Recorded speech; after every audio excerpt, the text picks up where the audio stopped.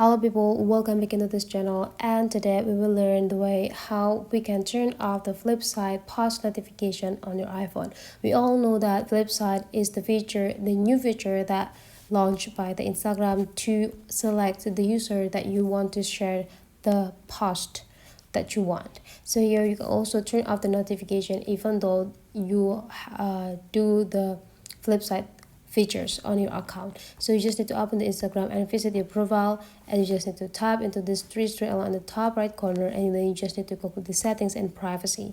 In the settings and privacy, there will be like notifications pop up into the how you use Instagram. Just tap the notification. Now we just need to scrolling down and find the flip side options right here. The flip side, just tap it, and if you want to turn off the notification of the flip side feature, go click the off button and you are done. So now you will not gonna receive any notification from the flip side feature that you have.